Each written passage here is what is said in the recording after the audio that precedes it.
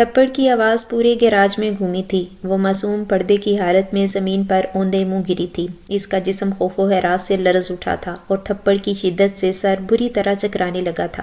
وہ مدرسے کی طالب علم تھی، دینی تعلیم کے دوسرے سال میں تھی، سر تا پیر سیاہ کپڑے میں ڈھکی ہوئی، ہاتھوں میں سیاہ دستانے اور چہرے پر نقاب، یہاں تک کہ آنکھوں پر بھی سیاہ پردہ تھا۔ آپ لوگ، وہ اتنا ہی بول سکی جب ایک اور تھپڑ اس کے منہ پر گرا تھا اور وہ مزید سہ نہ سکی۔ یوں بے ہوش ہوتی زمین پر اوندے منہ گری تھی۔ اٹھاؤ اس لڑکی کو، بیسمنٹ میں لے کر جاؤ، اور سلمان تم قاضی کو بلاؤ۔ میری اگر آج فلائٹ نہ ہوتی تو میں تفصیل سے اس معاملے کو نپٹا کر جاتا۔ فون پر میسج ٹائپ کرتے وہ سرد لہجے میں بولا تو وہاں کھڑا ایک گارڈ اس لڑکی کی جانب بڑھا۔ ہاتھ نہیں لگانا اسے، اس نے بے ساختہ کہا، اور مینیجر حیرت سے اپنے مالک کو دیکھنے لگا۔ اب تک وہ اس لڑکی کے لیے ظالم ثابت ہوا تھا، جبکہ وہ خود اس بات پر حیران تھا۔ شاید اس لڑکی کے پردے کا خیال آ گیا تھا۔ لیڈی گارڈز کو بلاؤ اور اس لڑکی کو لے کر جائے گی۔ نخوت سے وہ سر جھٹکتے کہا، اور جتنا بھی درندہ بن جاتا اپنے اندر کی انسانیت کو ختم نہیں کر سکتا تھا، جو اسے اتنا خطرناک ہونے کے باوجود اپنی ماں سے وراثت میں ملی تھی۔ سر، اچانک نکاح؟ مینیجر نے پریشانی سے پوچھا۔ جواباً شہریار ہاشمی نے غصے سے مینیجر کو گھورا۔ اگر یہ مینیجر اس کے بچپن کا دوست نہ ہوتا تو وہ یقیناً مداخلت کرنے پر اس کی جان لے چکا ہوتا۔ اگر یہ سب کچھ کرنے سے پہلے اس لڑکی کا چہرہ دیکھ لیتا یا پھر صرف اس لڑکی کی آنکھیں دیکھ لیتا تو اس لڑکی پر ہاتھ اٹھانے سے پہلے اپنے ہاتھ کاٹ لیتا، کیونکہ وہ لڑکی کوئی اور نہیں، زہرہ فاطمہ تھی، جسے وہ 3 سال سے تلاش کر رہا تھا، اور پھر کچھ دیر بعد اس لڑکی سے زبردستی نکاح کر بزنس کنسائنمنٹ کے لیے لندن چلا گیا تھا۔ وہ 4 ماہ بعد جب واپس لوٹا تو اس بے حجاب صفائی کرتے زخمی دل پتھر ہو گیا تھا، اس بات سے انجان کہ یہ وہی لڑکی ہے جسے 4 مہینے اس نے بے شمار ظلم ڈھائے تھے۔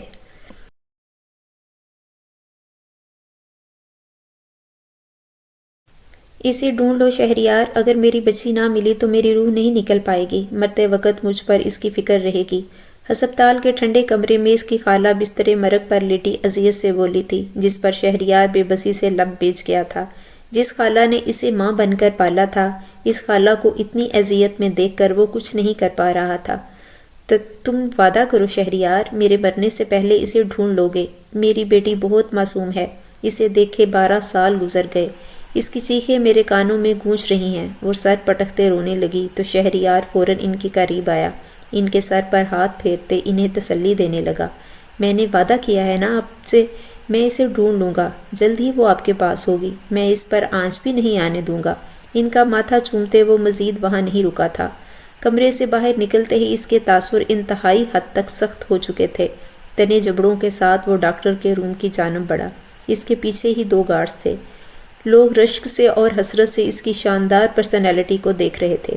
وہ 6 فٹ سے اونچی ہائٹ کا مالک تھا، چوڑے کسرتی خانے، ڈریس پینٹ اور بلیک ہی ڈریس شرٹ جس کے آستین کوہنیوں تک موڑے ہوئے تھے، سیدھے ہاتھ میں پلیٹیم کی انگوٹھی تھی اور ہاتھ میں مہنگی ترین گھڑی۔ ایک ہاتھ میں موبائل اتنی سختی سے جکڑا ہوا تھا کہ یوں لگتا تھا کہ ٹوٹ جائے گا۔ گرے آنکھیں، بے بسی اور غصے سے سرخ، وہ بنا نوک کیے ڈاکٹر کے روم میں داخل ہوا تو ڈاکٹر اسے دیکھتے ہی ہڑبڑا کر اٹھے۔ کیا تماشا ہے اور اتنی اذیت میں کیوں ہیں؟ تم نے کہا تھا تم جو میڈیسن دے رہے ہو اس سے انہیں آسانی ہوگی۔ ٹیبل پر ہاتھ مارتے وہ دھاڑا تو ڈاکٹر گھبرا گیا۔ پلیز مسٹر شہریار بیٹھیے، تسلی سے، میری بات۔ ابھی ڈاکٹر نے اتنا ہی کہا تھا جب شہریار نے آگے بڑھتے ڈاکٹر کا کوٹ مٹھی میں جکڑا۔ شٹ اپ، ڈیم اٹ، تمہیں دکھائی نہیں دے رہا وہ تکلیف میں ہے؟ کیا کر رہا ہے تمہارا اسٹاف؟ کیا علاج کر رہے ہو تم؟ مجھے ابھی ساری فائل دو، میں انہیں امریکہ لے کر جاؤں گا۔ غلطی میری ہے کہ تمہارے جیسے ڈاکٹر پر میں نے بھروسہ کیا۔ غصے کی شدت سے شہریار کی آنکھوں میں نمی آنے لگی تھی جب اچانک وہاں اس کا مینیجر سلمان آیا۔ ڈاکٹر سے شہریار کو جدا کر کے وہ زبردستی شہریار کو باہر گھسیٹنے لگا۔ کیا ہو گیا ہے شہریار؟ اس طرح کرو گے تو وہ نازنین آنٹی کا علاج نہیں کریں گے، اور اس سے بہترین ہاسپٹل پورے پاکستان میں نہیں ہے۔ اس کی بات پر شہریار نے سلمان کو پیچھے دھکا دیا۔ میں انہیں امریکہ لے جاؤں گا، اس سے بہتر تم انہیں جہاں بھی لے جاؤ کچھ نہیں کر سکتے۔ اس بات کو قبول کرو کہ نہ تو تم خدا ہو اور نہ ڈاکٹرز۔ ہم صرف کوشش کر سکتے ہیں، پر جان لینا یا دینا صرف اللہ کے ہاتھ میں ہے۔ سچائی کو مت جھٹلاؤ شہریار، تم خود بھی جانتے ہو کہ ان کا کینسر پوری طرح پھیل چکا ہے۔ سلمان کو حقیقت بتانے پر شہریار پتھر ہوا تھا، خاموش ہو گیا تھا۔ اسے یاد آیا کہ وہ جتنا بھی پاورفل تھا وہ تھا تو انسان، اس کے ہاتھ میں کچھ نہیں تھا۔ ہری ملی کچھ لمحے بعد شہریار کے سلوار پر سلمان نے نفی میں سر ہلایا۔ صرف 2 دن کے اندر مجھے وہ چاہیے۔ زمین آسمان ایک کرو پر اسے ڈھونڈو سلمان، وہ میری خالہ کی امانت ہے، مجھے وہ لڑکی ہر صورت میں چاہیے۔ کہتے ساتھ وہ رکا نہیں بلکہ واک آؤٹ کر چکا تھا۔ کچن میں اندھیرا ہو رہا تھا، ہلکی موم بتی جل رہی تھی۔ وہ توے پر روٹیاں ڈال رہی تھی۔ وہ جس علاقے میں رہتی تھی وہاں بجلی کا بحران تھا۔ اور کتنی دیر لگے گی یار؟ واجد نے کچن کے دروازے پر کھڑے ہوتے ہوئے کہا تو سر پر دوپٹہ درست کرتی وہ رفتار سے روٹیاں بیلنے لگی۔ کل ٹیسٹ تھا، میں پڑھ رہی تھی، اس لیے وہ گھبراہٹ سے کہنے لگی۔ اسی لیے کہتا ہوں بابا فارغ کریں تمہاری پڑھائی، بلا وجہ کا ٹنٹنا باندھ لیا ہے۔ گرداری ہو نہیں رہی، محترمہ مدرسے جا رہی ہیں، غصے سے کہتا وہ دلان میں تخت پر بیٹھ گیا۔ چنگیر میں روٹی اور پلیٹ میں دال ڈالتی وہ اس کے آگے تخت پر رکھ چکی تھی۔ یہ کیا ہے؟ واجد نے بھویں چڑھاتے غصے سے پوچھا۔ دال ہے، ابا نے کہا ہے، مہینے کا آخر ہے تو۔ وہ بولنے ہی لگی تھی جب واجد نے اس کی بات کاٹی۔ تم کھاؤ یہ دال اور ابا کو کھلاؤ، سارا موڈ خراب کر دیا، غصے سے کہتے واجد نے اپنا فون نکالا اور کال ملائی۔ وہ معصوم وہیں کھڑی واجد کو دیکھنے لگی۔ ہاں میری جان، میں سوچ رہا تھا کیوں نہ کچھ وقت ساتھ گزارے، اچھا سا ڈنر کریں ساتھ۔ میں نے ایک نئی شاعری بھی لکھی ہے تمہارے لیے۔ ایک بیزار نظر حریم پر ڈال کر وہاں سے جا چکا تھا، جبکہ حریم لم بیچ کر رہ گئی تھی۔ امیر لڑکیوں سے دوستی کرنا اور انہیں محبت کے جال میں پھانس کر عیاشی کرنا یہ واجد کا پسندیدہ مشغلہ تھا۔ سر جھٹکتی وہ کھانا اٹھا کر واپس کچن میں لے گئی۔ کام فارغ کرتے ہی ایک نظر ابا کے کمرے میں انہیں دیکھا جو دوائی کھا کر سو چکے تھے، پھر خاموشی سے اپنے کمرے میں بستر پر لیٹ گئی۔ سارا دن کام کر کے وہ تھک جاتی تھی، اوپر گرمی اور بجلی کی پریشانی، اس کی شفاف گردن پر پسینے کے قطرے ٹھہرے ہوئے تھے، شہد رنگ آنکھوں میں نیند اور تھکن کی سرخی تھی، لمبے سنہرے بال تکیے پر بکھرے ہوئے تھے اور ہونٹوں کے کنارے تل اس اندھیرے میں بھی ستارے کی مانند چمک رہا تھا۔ وہ 17 برس کی تھی۔ بچپن کی کچھ یادیں نیند میں جانے سے پہلے اس کے ذہن میں تازہ ہوئی۔ اسے ماں تو یاد نہیں تھی پر اپنا باپ ضرور یاد تھا، اس سے بے پناہ محبت کرنے والا شفیق باپ، لیکن بدقسمتی سے اس کے نام کے آگے سے اس کے باپ کا نام بھی چھین لیا گیا تھا۔ اس کے چچا چچی جو ہمیشہ سے ہی اس کے ہمدرد رہے تھے، چچی تو رضائی ماں بھی تھی، اس کے باپ کے مرتے ہی اس کے باپ کے ساتھ اسے مردہ ثابت کر چکے تھے، کیونکہ باپ کے ساتھ حادثے میں چچا چچی کی بیٹی فوت ہوئی تھی جو اس کی ہم عمر تھی، اور پھر حریم کو اپنی بیٹی کا نام دیا تھا۔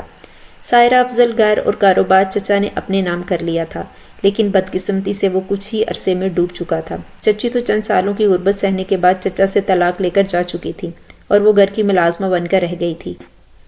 کیا ہوا تمہیں؟ برگر کا بڑا سا بائٹ لیتے واجد نے رسمین طور پر پوچھا۔ اس وقت واجد کسی چھوٹے علاقے کا لڑکا نہیں لگ رہا تھا بلکہ کپڑے اور جوتوں سے اچھے گھر کا لڑکا لگ رہا تھا۔ وہ شکل سے بہت پرکشش اور ہینڈسم تھا۔ یہی وجہ تھی کہ یونی کی امیر لڑکیاں اس کے پیچھے دیوانی تھی اور اس پر اندھا پیسہ لٹاتی تھی۔ ان میں سے ایک ہمنا ہاشمی تھی، شہریار ہاشمی کی چھوٹی بہن۔ میری خالہ بہت بیمار ہے واجد، یوں سمجھو زندگی کی آخری جنگ لڑ رہی ہے۔ ماما کے بعد انہوں نے مجھے اور بھائی کو بہت محبت سے پالا ہے، میں انہیں اذیت میں نہیں دیکھ سکتی۔ ہمنا کی بات پر واجد نے غم کے تاثرات لیے ہمنا کے ہاتھوں پر اپنا ہاتھ رکھا۔ تم پریشان مت ہو، میں کہہ رہا ہوں نا تمہاری خالہ جلد ٹھیک ہو جائیں گی، پر ابھی پلیز تم کچھ کھا لو، مجھے یقین ہے تم نے کچھ نہیں کھایا۔ واجد نے اپنی کوفت چھپاتے کہا تو ہمنا نفی میں سر ہلانے لگی۔ نہیں واجد پلیز مجھے فورس مت کرو، تم کھا لو، مجھے ابھی ہسپتال جانا ہے، میں صرف تمہارے اصرار پر آ گئی، تم کھانا کھاؤ، میں بل پے کر دیا ہے، میں اب ہسپتال کے لیے نکلوں گی۔ ہمنا اپنا موبائل اٹھاتے ٹیبل سے اٹھنے لگی۔ یار تم نے کیوں بل پے کیا؟ تم ہر بار یہی کرتی ہو ہمنا، اور مجھے شرمندہ ہو جاتا ہوں۔ اکثر کیش لایا تھا، واجد نے غصے سے منہ بناتے کہا۔ ناراض مت ہو واجد، تم تو بل یا میں، ایک ہی بات ہے، مسکرا کر کہتی وہ وہاں سے جا چکی تھی، جبکہ واجد اب پرسکون ہوتے کھانے میں لطف اندوز ہونے لگا تھا۔ ہمنا ہاشمی شکل و صورت میں زیادہ حسین نہ تھی، پر اب تک واجد کی جتنی لڑکیاں ٹکرائی تھیں ان سب میں حسین لڑکی تھی۔ سر سلمان سر جھکائے اس کے اسٹڈی روم میں آیا تھا جہاں شہریار ضروری ڈاکومنٹس تلاش کر رہا تھا۔ کیا ہوا؟ مل گئی حریم؟ شہریار کے سوال پر سلمان خاموش رہا۔ شہریار نے سر اٹھا کر سلمان کو دیکھا تو بری طرح ٹھٹکا۔ شہریار کا چہرہ جھکا ہوا تھا اور آنکھوں سے آنسو ٹپک رہے تھے۔ وہ قدم قدم چلتا شہریار کے مقابل آیا۔ کیا ہوا سلمان؟ خوفزدہ دل سے پوچھا۔ وہ زندگی میں پہلی بار داڑا تھا۔ ہسپتال سے فون آیا تھا۔ سلمان مزید نہ کہہ سکا اور کمرے سے نکل گیا، جبکہ شہریار نے بے اختیار دیوار سے سہارا لیا۔ سب کچھ پھر آنن فانن ہوا تھا۔ اس کی خالہ نازنین کی میت کو گھر لایا جا چکا تھا۔ جنازے پر لوگوں کی آمد و رفت شروع ہو چکی تھی۔ ہمنا اپنی خالہ کے جنازے کے آگے پتھر ہوئی بیٹھی تھی۔ اس کی ماں اس کے بچپن میں مر گئی تھی، اس لیے اسے اپنی ماں کی موت پر اتنی اذیت نہیں ہوئی تھی جتنی اب نازنین کی موت پر ہو رہی تھی۔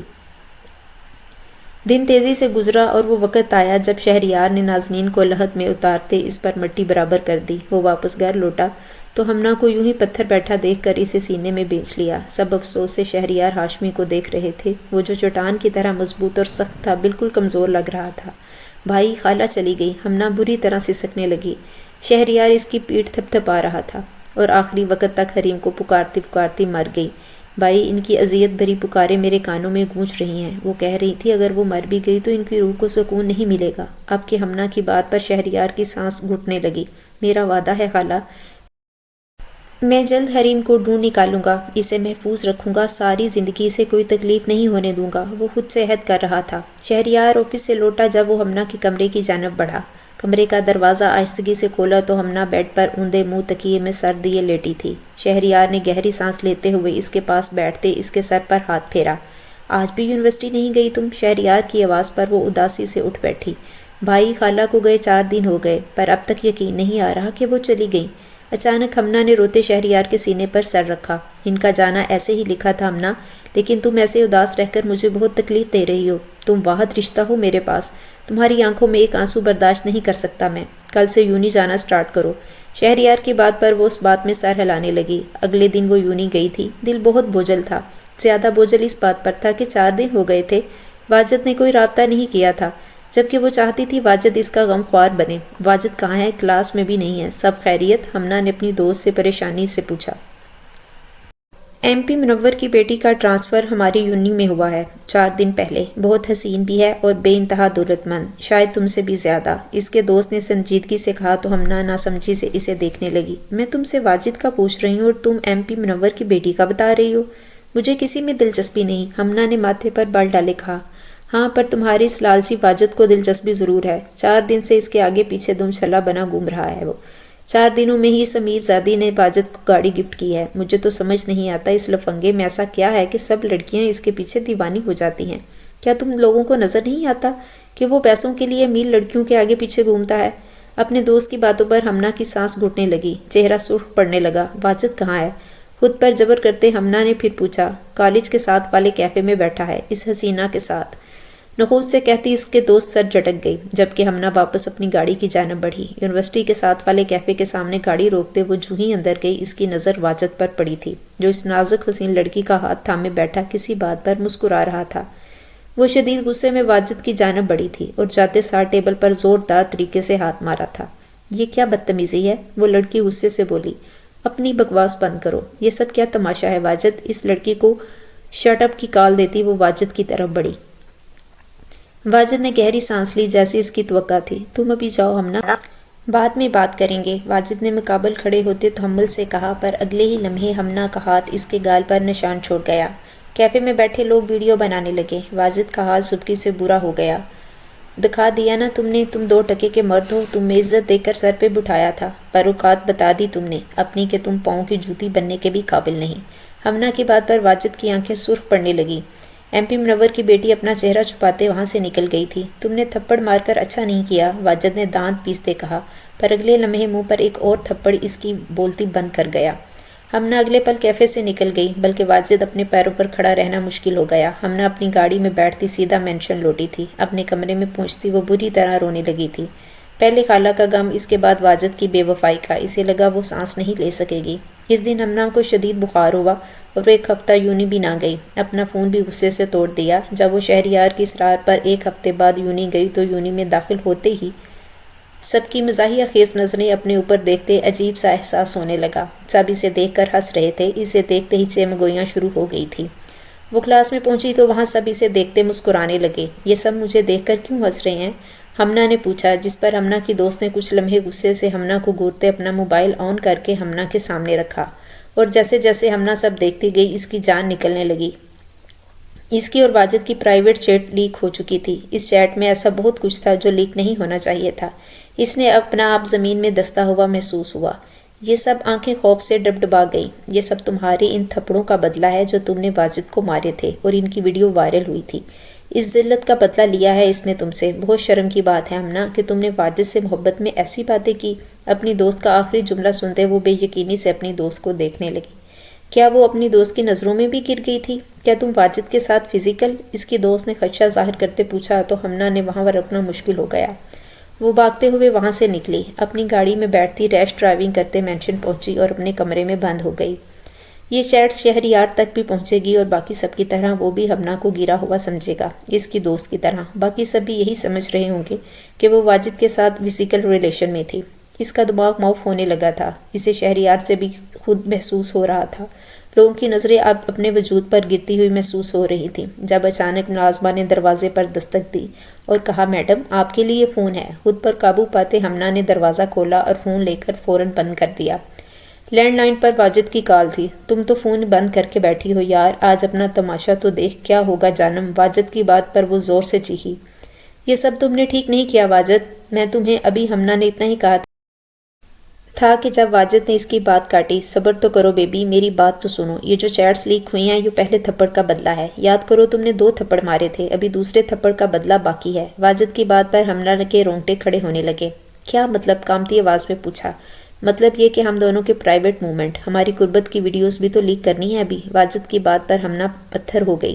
تم بکواس کر رہے ہو، میں نے تمہارے ساتھ ایسے کوئی لمحات نہیں گزارے جس کو تم لیک کرو۔ ہمنا دھاڑی چیخ کر انرجی ویسٹ مت کرو، اسے بات کے لیے بچا کر رکھو، کیونکہ چیٹس ریئل تھیں، ویڈیو فیک ہوں گی، پر ہماری چیٹس پڑھنے کے بعد سب اسے ریئل ہی سمجھیں گے۔ پھر چیخ چیخ کر تم سب کو یقین دلانا کہ یہ سب فیک ہے۔ بس زیادہ ویٹ نہیں کرواؤں گا، کچھ گھنٹوں میں تمہیں اچھی خاصی شہرت مل جائے گی۔ کہتے ساتھ واجد کال کاٹ چکا تھا جبکہ ہمنا بے جان ہوتے فرش پر گری تھی اور پھر خوف اور ذلت کا سوچتے اس نے انتہائی قدم اٹھایا تھا اور فوڈ کاٹنے کی چھری اپنی نبز پر پھیر لی تھی۔ شہریار آفس سے ضروری میٹنگ کے لیے نکل رہا تھا جب مینیجر ہڑبڑایا سا اس کے پاس آیا۔ کیا ہوا ہے؟ شہریار کے پوچھنے پر سلمان نے لمب پیچے فون شہریار کے آگے کیا۔ شہریار نے ناسمجھی سے فون ہاتھ میں پکڑا، پر جوں لمحے گزرنے لگے شہریار کے چہرے کے تاثرات سخت سے سخت ترین ہونے لگے۔ میٹنگ کینسل کرو، جبڑے بیچ کر کہتا شہریار مینیجر کو اشارہ کرتے باہر نکلا تھا۔ اس کا رخ مینشن کی جانب تھا۔ شدید غصے میں وہ مینشن میں پہنچتے ہی ہمنا کے کمرے کی جانب بڑھا تھا، پر دروازہ اندر سے لاک تھا۔ ہمنا دروازہ کھولو، شہریار نے غصے سے کہا، پر جب کئی بار دستک دینے کے باوجود دروازہ نہ کھلا تو ملازمہ نے فوراً شہریار کے کمرے کی چابی لا کر دی۔ کمرے کا دروازہ کھولتے شہریار جو ہی اندر داخل ہوا پتھر ہو گیا، دیوانوں کی طرح ہمنا کی جانب بھاگا جو زمین پر اوندے منہ پڑی تھی۔ سلمان جلدی آؤ، شہریار داڑا، اس کے ہاتھ پاؤں پھولنے لگے تھے۔ ہمنا کو اس حال میں دیکھ کر سلمان فوراً آگے بڑھا تھا۔ ہمنا کو بازو میں اٹھاتے وہ باہر کی جانب بھاگا تھا جب شہریار کا وجود بے جان ہونے لگا تھا۔ ایک آخری رشتہ بھی کھو دینے کا ڈر اس کی جان نکال رہا تھا۔ وہ بہت ہمت کر کے ہسپتال گیا تھا۔ وہاں جا کر معلوم ہوا تھا ہمنا کی کنڈیشن کریٹیکل تھی، اس کا خون بہت زیادہ بہہ چکا تھا۔ گھنٹوں کی جی توڑ محنت کے بعد ہمنا کی جان تو بچ گئی تھی، پر اس کو ابھی تک ہوش نہیں آیا تھا۔ شہریار غصے سے واپس گھر گیا تھا۔ اس لڑکے کو پکڑو سلمان، میں اسے زندہ نہیں چھوڑوں گا جس نے میری بہن کا تماشا بنایا۔ سلمان نے فوراً اس بات میں سر ہلایا جب ملازمہ سر جھکائے شہریار کے پاس آئی۔ صاحب، وہ شام میں ہمنا بی بی کے لیے لینڈ لائن پر ایک لڑکے کی کال آئی تھی۔ اس کے بعد انہوں نے ملازمہ کی بات ادھوری چھوڑ گئی جبکہ شہریار نے سلمان کو دیکھا۔ سلمان شہریار کا اشارہ سمجھ چکا تھا۔ 10 منٹ بعد اس لینڈ لائٹ کی ریکارڈنگ شہریار سن رہا تھا۔ جو وہ سنتا جا رہا تھا شہریار کا بس نہیں چل رہا تھا کہ واجد کو جان سے مار دے۔ مجھے واجد چاہیے، سلمان زندہ، میں اسے اپنے ہاتھوں سے ماروں گا، شہریار نے انتہائی نفرت سے کہا تو سلمان لم بیچ گیا۔ واجد کو خبر ہو گئی تھی ہمنا کی جان خطرے میں ہونے کی، وہ فرار ہو گیا ہے، ڈھونڈنے میں تھوڑا وقت لگے گا۔ سلمان نے تحمل سے کہا۔ اس کی کوئی بہن ہے سلمان؟ سگریٹ سلگاتے شہریار نے پوچھا۔ ہاں، ایک چھوٹی بہن ہے زارا، مدرسے میں پڑھتی ہے، سلمان نے بتایا۔ جب اپنے گھر کے شیشے ہوں تو دوسرے کے کانچ پر پتھر نہیں مارتے۔ وہ سوچ بھی نہیں سکتا شہریار ہاشمی سے کیا سزا دے گا۔ واجد کو ڈھونڈنے کی ضرورت نہیں ہے، کل صبح مجھے اس کی بہن چاہیے ہر حال میں، پھر واجد خود کتے کی طرح دم ہلاتا آئے گا اپنی جان دینے۔ شہریار کہتے ہوئے سگریٹ کو پاؤں تلے مسل چکا تھا جیسے وہ واجد کا سر ہو۔ بابا میں جا رہی ہوں، اپنا بیگ پیک کرتی وہ لنچ کا ڈبہ جلدی سے بیگ میں رکھنے لگی۔ آج اس نے اپنی سہیلیوں کے لیے آلو کے پراٹھے بنائے تھے۔ وہ برقع نقاب دستانے اپنی پوری تیاری کے ساتھ مدرسے کے لیے نکلی تھی، یہاں تک اس کی آنکھیں بھی پردے میں تھیں۔ صبح 7 بجے کا وقت تھا۔ وہ گھر سے باہر نکل کر ابھی سڑک پر پہنچی تھی جب اچانک ایک سفید رنگ کی وین اس کے سامنے رکی۔ لمحے بھر کو وہ ٹھٹکی، لیکن پھر وہ آگے بڑھ گئی۔ اسی لمحے کسی مضبوط ہاتھ نے اس کا منہ مٹھی میں دبوچا اور اسے وین میں کھینچ لیا۔ وہ بری طرح سٹ پٹانے لگی، لیکن پھر بے ہوشی کی دوا نے اثر دکھایا اور وہ دھیرے دھیرے ہوش کھو بیٹھی۔ سر، واجد کی بہن کو پکڑ لیا ہے، وہ پرانی گیراج پر ہے، آگے کے لیے کیا حکم ہے؟ سلمان کے پوچھنے پر ہسپتال کوریڈور میں بیٹھا شہریار ہاشمی گہرا مسکرایا۔ ہمنا کو ہوش آ چکا تھا، وہ خطرے سے باہر تھی، پر شہریار اب تک اس سے ملنے نہیں گیا تھا۔ تم کچھ مت کرو سلمان، اب جو کرنا ہے میں خود کروں گا۔ سلمان بری طرح ٹھٹکا۔ کیا کریں گے آپ؟ وہ پوچھنے سے خود کو روک نہ پایا۔ واجد نے میری بہن کی فیک ویڈیو وائرل کرنے کا کہا تھا، میں اس کی بہن کی اصلی ویڈیو اس تک پہنچاؤں گا۔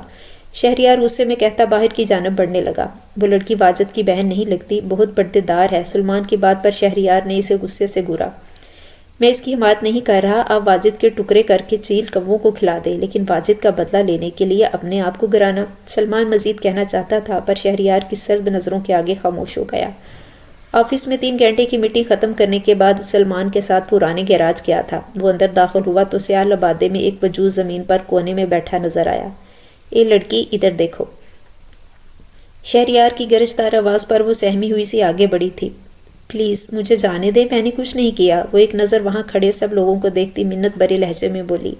شہریار نے قدم اس کی جانب بڑھائے، کچھ لمحے اسے سر تا پاؤں تک سیاہ پردے میں لپٹی لڑکی کو دیکھا اور اگلے ہی لمحے زوردار تھپڑ اس کے منہ پر مارا کہ وہ اوندھے منہ زمین پر گری۔ دوسروں کی بیٹیوں کو بے عزت کر کے اپنی بہن کو 7 پردوں میں رکھا ہے۔ نفرت سے ہنستے شہریار اس وقت کوئی اور ہی لگ رہا تھا۔ وہ سخت ظالم سہی پر آج تک کسی لڑکی پر ہاتھ نہیں اٹھایا تھا۔ تھپڑ کی آواز پورے گیراج میں گونجی تھی۔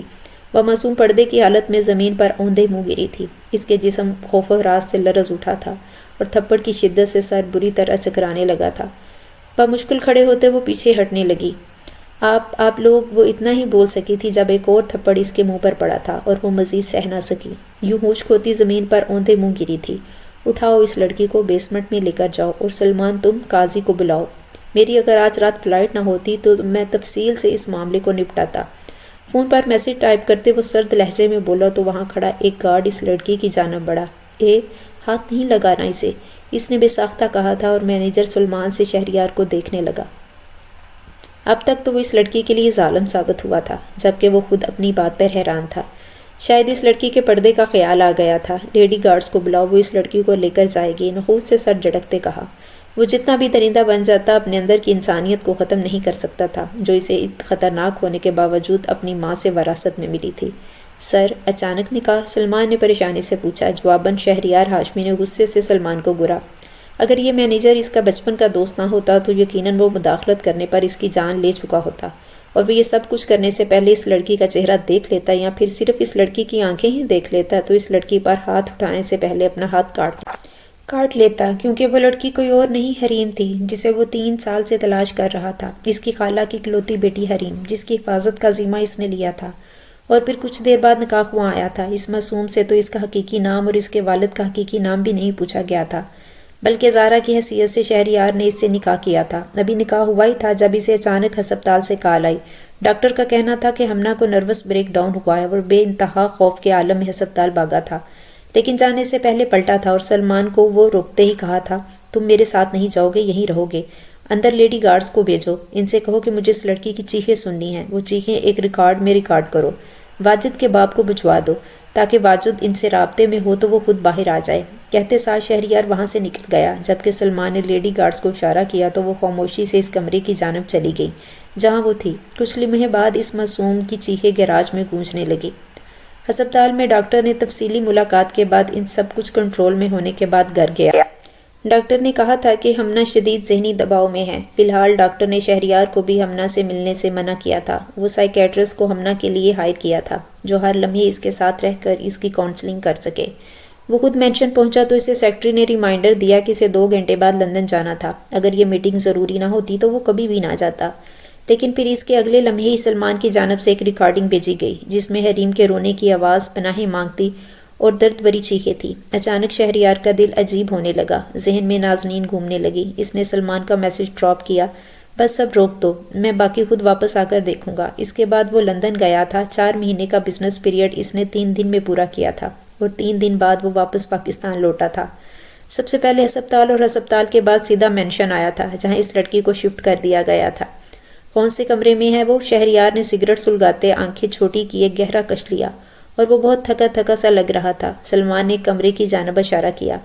واجد کا پتہ چلا؟ شہریار نے اس کمرے کی جانب بڑھتے پوچھا۔ نہیں سر، سلمان نے مختصراً جواب دیا۔ جب واجد نے اسے باہر رہنے کا اشارہ کیا تو خود اندر کمرے کی جانب بڑھا۔ کمرے کا دروازہ کھولا تو دل ایک لمحے کے لیے ٹھٹک گیا۔ وہ جائے نماز بچھائے حجاب کے حالے میں مصلی پر بیٹھی تھی۔ اس کا چاند سا دمکتا خوفزدہ چہرہ شہریار کے دل کی دنیا ہلا چکا تھا۔ وہ تو عمر میں ہمنا سے بھی بہت چھوٹی تھی، کوئی نازک گڑیا جیسی۔ وہ دروازے بند کرتا دروازے سے ٹیک لگاتا اسے بے غور دیکھ رہا تھا۔ اسے لگا یہ منظر کچھ دیکھا دیکھا سا تھا۔ ذہن پر زور ڈالنے پر اچانک ذہن میں دھماکہ ہوا۔ وہ فوراً سیدھا ہوتا اس معصوم کا ایک ایک نقش دیکھنے لگا۔ جب حریم نے سلام پھیرتے نگاہ اوپر اٹھائی اور شہریار کو لگا وہ سانس نہیں لے سکے گا، جبکہ حریم کا چہرہ خوف سے تاریک پڑنے لگا۔ وہ فوراً کھڑی ہوتی اپنا چہرہ ڈانپنے لگی۔ قدم قدم شہریار اس کی جانب بڑھنے لگا اور وہ پیچھے کھسکتی دیوار سے جا لگی۔ جب چھپنے کی جگہ نہ ملی تو وہ آنکھیں میچ گئی۔ شہریار اس سے انتہائی حد تک قریب آ چکا تھا کہ شہریار کی سانسوں کی تپش سے حریم کا چہرہ جلنے لگا تھا۔ نکاح میں ہو میرے، پھر چہرہ کیوں چھپا رہی ہو؟ شہریار نے سرد لہجے میں پوچھتے اس کے چہرے سے کپڑا ہٹایا تھا۔ آنکھیں کھولو اپنی۔ شہریار کے کہنے کے باوجود حریم نے آنکھیں نہیں کھولی تھی۔ میں نے کہا آنکھیں کھولو۔ اگلے لمحے شہریار غصے سے بولا تو حریم نے فوراً آنکھیں کھولی، خوف اور آنسوؤں سے بری حسین آنکھیں۔ نام کیا ہے تمہارا؟ نہ جانے کیوں وہ یہ پوچھ بیٹھا تھا۔ اس لڑکی کا نقش نقش اس کی خالہ کی طرح تھا، وہ اس تصویر کی طرح جو اس کے بچپن میں تھی، جو نازنین نے شہریار کو دی تھی۔ حریم کے منہ سے نام نکلنا تھا کہ شہریار بے اختیار 2 قدم پیچھے ہوا۔ تمہارا نام زارا؟ وہ ٹھٹکا اور پھر اسے خوفزدہ چھوڑ دیتی کمرے سے نکل گیا۔ سلمان سلمان، وہ داڑھا تو سلمان بوتل کے جن کی طرح حاضر ہوا۔ شہریار کی سرخ نظریں دیکھ کر گھبرایا۔ مجھے واجد کے گھر والوں کی شروع سے اب تک کی ساری ڈیٹیلز چاہیے۔ ابھی میں ایک لمحہ بھی انتظار نہیں کروں گا۔ سلمان سنتے ساتھ باہر نکل گیا جبکہ شہریار اپنی پیشانی مسلتے چکر کاٹنے لگا۔ واجد کی بہن حریم کیسے ہو سکتی ہے؟ کیونکہ نازنین نے اسے بتایا تھا کہ نازنین کی بے وفائی کے بعد ایک حریم کے باپ نے دوسری شادی نہیں کی تھی، اور واجد تو عمر میں حریم سے بڑا تھا۔ تو کیا نازنین کے ساتھ بھی دھوکہ ہوا تھا؟ نازنین دوسری بیوی تھی؟ یہ سارے شک و شبہات 1 گھنٹے کے بعد ختم ہو گئے تھے جب سلمان نے تمام ڈیٹیلز شہریار کے سامنے رکھی تھیں، اور پھر شہریار کو سمجھنے میں دیر نہیں لگی تھی کہ حادثے میں جو لڑکی مری تھی وہ حریم نہیں، واجد کی بہن زارا تھی، اور پھر جائیداد کے لیے حریم کو زارا بنا دیا گیا تھا۔ حریم کمرے میں خوفزدہ بیٹھی تھی جب ملازمہ کمرے میں آئی۔ بستر پر ایک سرخ اناری رنگ کا سادہ لباس رکھا اور زیور کے ڈبے۔ یہ کیا ہے؟ پریشانی سے پوچھا۔ آپ یہ پہن کر تیار ہو جائے، صاحب نے کہا ہے، کچھ دیر میں آپ کا نکاح ہے۔ نکاح کا سن کر وہ ایک بار پھر پتھر ہو گئی۔ نکاح؟ کس سے؟ دوبارہ نکاح پر؟ وہ بے ترتیب جملے کہتے رونے لگی تھی۔ اسے سمجھ نہیں آ رہا تھا کہ اس کی غلطی کیا تھی۔ کچھ دیر بعد ملازمہ نے اس کے سر پر چادر ڈالی تھی اور قاضی اندر آیا تھا۔ اس کا نکاح ایک بار پھر شہریار سے ہو رہا تھا، اور اس بار زارا کی حیثیت سے نہیں بلکہ حریم کی حیثیت سے۔ نکاح کے بعد کمرہ خالی ہو گیا اور وہ پتھر بنی بیٹھی رہ گئی۔ اس کے دل میں یہ اطمینان تھا کہ وہ بھاگ جائے گی، کیونکہ اس کا نکاح پہلے تو منعقد ہی نہیں ہوا تھا، اور اب جب اس کا نکاح اس کے اور اس کے باپ کے حقیقی نام سے ہوا تھا تو اس کے پاس کوئی راستہ ہی نہیں بچا تھا۔ کچھ لمحے بعد ایک مرتبہ پھر کمرے کا دروازہ کھلا اور 2 ملازمہ کمرے کے اندر آئیں اور خاموشی سے اس کا سامان سمیٹنے لگی، جو گنتی کی 3-4 چیزیں تھیں۔ ایک ملازمہ نے نرمی سے اس کا ہاتھ تھاما اور اسے دوسرے کمرے میں لے جانے لگی۔ وہ بے جان گڑیا کی طرح ان کے ساتھ چلتی شہریار ہاشمی کے کمرے میں آئی تھی۔ کمرہ بے انتہا عالی شان تھا، لیکن حریم کی جان نکل رہا تھا۔ جب ملازمہ کمرے سے چلی گئیں تو وہ گھٹنوں پر سر رکھ کر بری طرح رونے لگی۔ پلیز اللہ تعالیٰ مجھے یہاں سے بچا لیں، اللہ تعالیٰ مجھے بہت ڈر لگ رہا ہے، مجھے یہاں نہیں رہنا، وہ مستقل کہہ رہی تھی جب اسے اپنے قریب کسی کی موجودگی کا احساس ہوا۔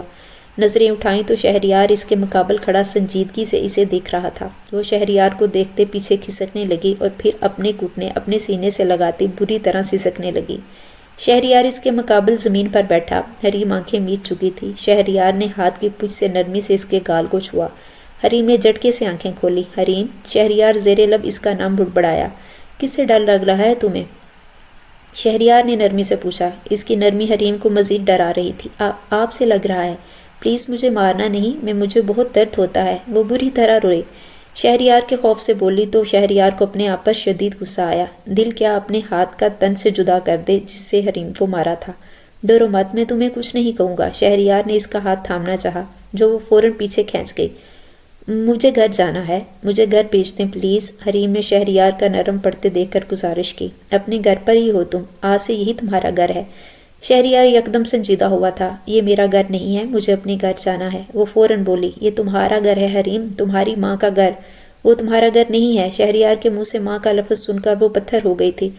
کون ماں؟ میری کوئی ماں نہیں، وہ فوراً بولی تھی۔ اٹھو، اوپر بیڈ پر بیٹھو، ملازمہ کھانا لا رہی ہے۔ شہریار نے موضوع تبدیل کرتے اس کا بازو پکڑا۔ مجھے نہیں کھانا، مجھے بس اپنے گھر جانا ہے۔ وہ ایک بار پھر رونے لگی۔ مجھے بار بار رونے والے لوگ پسند نہیں ہے، میں بہت برا پیش آتا ہوں ان کے ساتھ، نہ مجھے ضد کرنے والی لڑکیاں پسند ہے۔ اس بار شہریار نے سختی سے کہا تو حریم فوراً خوف زدہ ہوتے اپنے آنسو روکتے اٹھ کھڑی ہوئی۔ کھانے میں کیا پسند ہے تمہیں؟ کیا کھاؤ گی؟ شہریار نے اسے بیڈ پر اپنے مقابل بٹھاتے پوچھا تو حریم اپنے لب کچلنے لگی۔ یہ تمہاری کھانے کی چیز نہیں ہے، بتاؤ کھانے میں کیا پسند ہے؟ اس کے بے داغ معصوم حسن کو دیکھتے وہ مسکرانے لگا تھا، البتہ اس کی مسکراہٹ بہت مختصر تھی۔ پالک، حریم کے منہ سے نکلا تھا، جس پر شہریار نے کچھ حیرت سے اسے دیکھا۔ ریلی، تمہیں پالک پسند ہے؟ میں تو سمجھا تھا تم پیزا یا برگر بولو گی۔ شہریار نے اسے خود سے نارمل کرنے کے لیے دوستانہ انداز میں کہا۔ میں نے پیزا نہیں کھایا کبھی، حریم نے سر جھکاتے کہا۔ شہریار کو حیرت ہوئی تھی، کیوں؟ وہ پوچھے بنا نہ رہ سکا، پر جواباً حریم ناز محسوس انداز میں شہریار سے کچھ پیچھے کھسک گئی۔ اس کی یہ حرکت شہریار نے بخوبی دیکھی، لیکن پھر خود بھی نامحسوس انداز میں اس کے مزید قریب ہو کر بیٹھ گیا۔ چلو آج پیزا کھا لو، اگر پسند آیا تو ٹھیک، ورنہ پالک کھا لینا۔ شہریار کے کہنے پر ایک بار پھر اس کی آنکھوں سے آنسو گرنے لگے۔ اب کیا ہوا؟ کیوں رو رہی ہو؟ اس بات پر شہریار نے خوف سے پوچھا۔ آپ کون ہیں؟ یہ سب کیوں کر رہے ہیں؟ پہلے مجھے مارا، پھر آپ کی عورتوں نے میرے بال نوچے، میری کمر پر مارا، پھر آپ نے زبردستی نکاح کر لیا، اور اب یہ سب کہتی بری طرح رونے لگی تو شہریار نے زور سے آنکھیں میچی۔ یکدم حریم کو اپنے قریب کرتے سینے میں بھینچ لیا۔ وہ اپنی خالہ کی امانت کے ساتھ یہ سب کیسے کر سکتا تھا؟ وہ سب ایک غلط فہمی تھی۔ میں قصوروار ہوں، بہت ظلم کیا ہے تمہارے ساتھ، پر وعدہ آئندہ نہیں ہوگا۔ حریم اس کی بات پر، اس کی قربت پر پوری طرح کانپ گئی۔ پہلی بار اسے کسی مرد نے اس طرح چھوا تھا۔ چھوڑیں، پہلی بار لہجے میں غصے کی لرزش تھی۔ شہریار مسکرایا۔ جبھی انٹرکام بجا، شہریار نے ملازمہ کو پیزا اور پالک کی ہدایت دی اور حریم کو اپنے ساتھ کھڑا کیا۔ آؤ تمہیں گھر دکھاؤں۔ زبردستی حریم کو اپنے بازو کے حالے میں لیتا وہ مینشن دکھانے لگا۔ بلا شبہ وہ مینشن بے انتہا حسین تھا، پر حریم کو دیکھنے میں کوئی دلچسپی نہیں تھی۔ کھانے میں اس نے پیزا ہی کھایا تھا، پر اگر عام حالات ہوتے تو وہ شوق سے کھاتی۔ حریم کو واپس کمرے میں چھوڑتے وہ آرام کرنے کا کہہ کر خود باہر چلا گیا۔ اب وہ واحد کام جو ڈھونڈنا تھا وہ ساتھ ہی حریم کے چچا سے بھی نمٹنا تھا۔ حریم بیڈ پر لیٹی تھی، پرسکون یا نیند کچھ بھی اسے محسوس نہیں ہو رہا تھا۔ جبھی خاموشی سے اٹھی اور کمرے میں ٹہلنے لگی، پھر کچھ لمحے بعد اس کے فون کا خیال آیا اور کسی طرح وہ اپنے چاچا کو خبر کر دیتی۔ وہ کمرے کے دروازے ٹٹولنے لگی جب اسے سائڈ ٹیبل کے دراز میں 2 فریم رکھے ملے، جنہیں دیکھتے وہ پتھر ہو گئی۔ ان میں ایک فریم نہ جانے کس عورت کا تھا اور دوسرا فریم اس کی ماں کی تصویر کا تھا، نازنین کی تصویر، وہی تصویر جو مرتے تک اس نے اپنے باپ کے پاس دیکھی تھی اور پھر باپ کے مرنے کے بعد جلا کر خاک کر دی تھی۔ اسے نفرت تھی اپنی ماں سے، شدید نفرت۔ وہ کسی اور کی محبت میں اس کے باپ کو چھوڑ گئی تھی اور اسے بھی بوجھ سمجھ کر اتار پھینکا تھا۔ اسے شہریار کا جملہ یاد آیا، یہ اس کی ماں کا گھر تھا، یعنی شہریار اس کی ماں کا رشتہ دار تھا، تو اس کے ساتھ جو کچھ بھی برا ہوا وہ اس کی ماں کی وجہ سے ہو رہا تھا۔ تن بدن میں شدید غصے کی لہر اٹھی تو حریم نے ایک جھٹکے سے وہ تصویر کا فریم اٹھا کر زمین پر دے مارا، جو کمرے میں داخل ہوتے شہریار کے قدموں میں گر کر چور ہو گیا۔ اپنے قدموں میں نازنین کی تصویر دیکھ کر شہریار کے ماتھے پر بل پڑے تھے۔ زمین پر جھکتے شہریار نے وہ تصویر اٹھائی اور حریم کو دیکھا، جو غصے اور کچھ خوف کی ملی جلی کیفیت میں شہریار کو گھور رہی تھی۔ شہریار نے خود کو نارمل رکھنے کی کوشش کی۔ وہ حقیقت نہیں جانتی تھی، مجھے بدتمیزی پسند نہیں حریم، آئندہ اگر ابھی شہریار نے اتنا کہا تھا جب حریم نے غصے سے پوچھا تم اس عورت کے کون ہو؟ مجھے کیوں اغوا کیا ہے؟ سچ بتاؤ۔ میری خالہ تھی، یہ 2 ہفتہ پہلے انتقال ہو گیا۔ شہریار کی بات پر حریم کو دھچکا سا لگا تھا۔ جو بھی تھا، وہ جتنی بھی نفرت تھی وہ حریم کی ماں تھی۔ مجھے فرق نہیں پڑتا وہ مرے یا جیے، مجھے یہاں کیوں لائے؟ نفرت ہے مجھے اس عورت سے، اس کے جڑے ہر رشتے سے۔ وہ انتہائی غصے سے چیخی جب شہریار تصویر کو بیڈ پر رکھتے۔ غصے سے حریم کی جانب بڑھا۔ وہ تو جانتا ہی نہیں تھا کہ حریم اس قدر بدگمان نکلے گی نازنین سے۔ زبان قابو میں رکھو، ماں ہے تمہاری اور میرے لیے بھی وہی مقام رکھتی ہے، شہریار نے اسے وارن کیا۔ تمہاری ماں کا مقام رکھتی ہوگی ایسی عورت، پر ایک خراب عورت میری ماں نہیں ہے۔ شہریار کو پیچھے دھکیلتے وہ پھٹ پڑی تھی۔ باپ کے مرنے کے بعد اس نے کتنی محرومیوں والی زندگی گزاری تھی، صرف اپنی ماں کی وجہ سے، کیونکہ اس نے پلٹ کر بھی نہ دیکھا تھا۔ ایک لفظ اور کہا تو زبان کھینچ لوں گا۔ مجھے نہیں معلوم تھا تم اس قدر بدتمیز اور بد تہذیب ہو، اور ہو بھی کیوں نہ ہو، پرورش تم نے بے غیرتوں میں پائی ہے۔ تنزیہ کہتے شہریار ایک قدم پیچھے ہوا۔ میں نے بے غیرتوں میں تربیت نہیں پائی، بلکہ وہ عورت بے غیرت تھی جو کسی کی محبت میں۔ اس کے الفاظ منہ میں رہ گئے جب شہریار نے اس کے منہ پر تھپڑ مارا۔ تھپڑ زور سے نہیں لگا تھا، پر ڈرانے کے لیے کافی تھا۔ حریم ایک دم سہم کر پیچھے ہوئی تھی۔ گال پر ہاتھ رکھے اسے پچھلے 2 تھپڑ بھی یاد آئے جو گیراج میں شہریار نے مارے تھے۔ اسے یاد آیا تھا کہ وہ کس کے سامنے کھڑی تھی۔ بالکل بکواس بند، اگر تم نے ایک لفظ فضول کہا تو تمہاری زبان کھینچ لوں گا۔ بہت خناس پڑا ہے تمہارے دماغ میں، چلو میرے ساتھ۔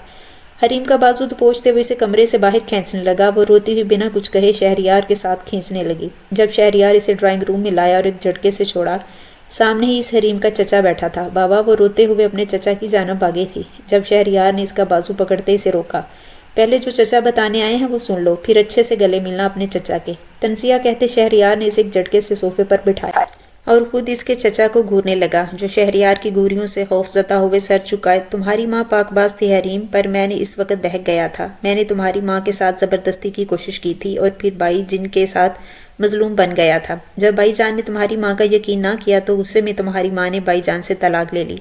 غصے میں بھائی جان نے تمہیں چھین لیا اور پھر حادثے میں بھائی جان اور زارا مرے تو میں نے زارا کی جگہ یہ ثابت کر دیا کہ تم مر گئی اور تمہیں زارا کا نام دے دیا تاکہ کوئی تمہارے پیچھے نہ آئے۔ بھائی جان کی جائیداد میرے پاس آ گئی، میں دوسرے شہر شفٹ ہو گیا، لیکن اسی دوران سال پہلے عورتوں کے کسی مجلس میں تمہاری ماں نے تمہیں دیکھ لیا اور پھر حریم بے یقینی سے اپنے چچا کو دیکھنے لگی۔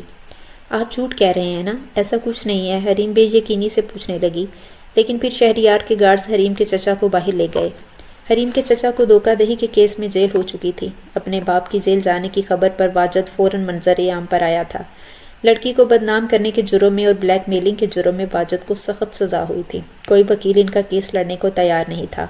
ہمنا ہسپتال سے گھر آ چکی تھی۔ اس کی سوشل میڈیا پر وائرل ہونے والی چیٹس کو فیک مشہور کر دیا گیا تھا۔ شروع میں شہریار اس سے بہت خفا تھا، پر ہمنا نے رو رو کر اسے منا لیا تھا۔ وہ حریم سے مل کر خوش ہوئی تھی۔ حریم اس سے چھوٹی تھی، پر جلد ان دونوں کے درمیان دوستی ہو گئی تھی۔ حریم کی اللہ پر یقین اور اللہ سے محبت کی باتوں نے ہمنا کو ذہنی سکون دیا تھا۔ ذہنی سکون کی تلاش میں وہ یونیورسٹی سٹاپ کر کے حریم کے ساتھ مدرسے کو جوائن کر چکی تھی اور باقاعدہ پردہ کرنے لگی تھی۔ پر ان سب کے دوران حریم اور شہریار بالکل لا تعلق سے تھے۔ حریم شہریار کو دیکھتے ہی اپنا رستہ تبدیل کر لیتی تھی۔ جب شہریار کھانے کی ٹیبل پر ہوتا تو طبیعت خرابی کا بہانہ کر کے کمرے میں بند ہو جاتی اور کمرے میں واپس تبدیل کر چکی تھی۔ اس وقت بھی وہ اپنی پڑھائی میں مصروف تھی جب کمرے کا دروازہ کھلا۔ رات کے 2 بج رہے تھے۔ شہریار کو اپنے کمرے میں دیکھ کر وہ بری طرح ٹھٹکی تھی، جو نائٹ گاؤن میں سینے پر ہاتھ باندھے اسے سنجیدگی سے دیکھ رہا تھا۔ آپ یہاں کیسے؟ حریم نے گھبراہٹ چھپاتے پوچھا۔ بس ایک سوال دل مچل رہا تھا اور پوچھنے آیا ہوں، شہریار نے سنجیدگی سے کہا تو وہ بیڈ پر اس سے کچھ فاصلے پر بیٹھ گیا۔ کیا؟ حریم نے سر پر دوپٹہ درست کرتے پوچھا۔ شہریار نے اس کی حرکت بخوبی نوٹ کی۔ یہی کیا تمہارے مدرسے میں تمہارے شوہر کی اطاعت نہیں سکھائی جاتی؟ میں نے تو سنا تھا شوہر مزاجی خدا ہوتا ہے۔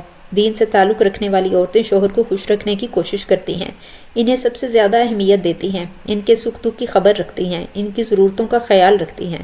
شہریار کی بات پر حریم کے ماتھے پر ننا سا بل پڑا، جس نے لمب بھیجے بری طرح بے چینی سے پہلو بدلا۔ جواب دو حریم، جو تم پڑھ رہی ہو کیا اس میں شوہر کی اہمیت نہیں پڑھائی جا رہی؟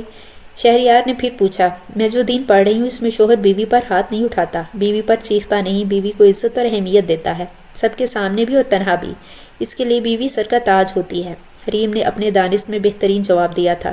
شہریار نے گہری سانس لی۔ وہ شہریار کو معاف کرنے کو تیار نہیں تھی۔ وہ تھپڑ نہیں بھول پا رہی تھی جو شہریار نے اسے مارے تھے۔ ایک کام کرو، تم مجھے پلٹا کر واپس تھپڑ مار لو، پھر تو معاملہ سیٹ ہو جائے گا نا؟ شہریار نے اس کی آنکھوں میں جاگتے ہوئے پوچھا، جس میں بلا کی خفگی تھی۔ خالی آپ نے نہیں مارا تھا، ان عورتوں نے بھی میرے بال نوچے تھے، میری کمر پر مارا تھا۔ کہتے کہتے حریم کی آنکھیں نم ہونے لگی۔ شہریار نے اسے ایک جھٹکے سے کھینچتے اپنے سے لگایا۔ تم ان کے بدلے بھی مجھے مار لو، جتنا چاہو اتنا مار لو، میں اب تک نہیں کروں گا، وعدہ۔ جب تمہیں لگے کہ تمہارے درد کا مداوع ہو گیا ہے تو بتا دینا، اگر پھر بھی مداوع نہ ہوا تو بے شک چاند نکلنے تک مارنا۔ شہریار کے کہنے پر حریم شہریار کو دیکھنے لگی۔ شہریار کی آنکھیں نم تھی۔ نہیں، میں آپ کو نہیں ماروں گی، آپ مجھ سے وعدہ کریں، حریم کی نظریں جھکاتے کہا۔ کیسا وعدہ؟ شہریار نے شکر گزاری سے پوچھا۔ آپ دوبارہ مجھ پر یا کسی بھی عورت پر ہاتھ نہیں اٹھائیں گے اور نہ غصہ کریں گے۔ اس کی بات پر شہریار گہرا مسکرایا تھا۔ اور تم نے تنگ کیا تو؟ شہریار نے جان بوجھ کر بات کو تول دی۔ تو بھی نہیں، کچھ بھی ہو جائے، حریم نے فوراً کہا۔ ٹھیک ہے، نہیں کروں گا غصہ، کبھی بھی۔ اب سمجھو کہ تم نے مجھے معاف کر دیا؟ شہریار نے اس کی چھوٹی سی ناک چومتے کہا تو یکدم حریم کا چہرہ سرد اناری ہو گیا۔ دل زور زور سے دھڑکنے لگا کہ شہریار کو اس کی دھڑکن اپنے سینے میں محسوس ہونے لگی۔ یکدم شہریار نے اسے اپنی باہوں میں اٹھایا اور باہر لے جانے لگا۔ کہاں لے جا رہے ہیں؟ کوئی دیکھ لے گا، وہ شرم سے تمتماتی دبی آواز میں بولی، پر شہریار اسے اپنے کمرے میں لے گیا۔ اندر قدم رکھا تو اس کی آنکھیں حیرت سے پھیل گئیں۔ پورا کمرہ سرخ گلابوں کے پھولوں سے بھرا ہوا تھا، جگہ جگہ موم بتیاں روشن تھیں، دھیمی دل فریب خوشبو حواسوں پر حاوی ہو رہی تھی۔ یہ سب اگر میں نہیں مانتی تو؟ حریم نے حیرت سے پوچھا۔ تو میں جب تک تمہارے پاس بیٹھا رہتا جب تک تم نہیں مانتی، محبت سے کہتے وہ حریم کو بیڈ پر لے گیا۔ شہریار نے بہت آستگی سے ایک پینڈنٹ اس کے گلے میں پہنایا تھا، پھر اسی مقام پر اپنے لب رگڑ گئے تھے۔ کمرے میں حریم کی کھلکھلاہٹیں گونج گئی تھیں۔ آنے والا وقت انہیں دیکھ کر محبت سے مسکرایا تھا۔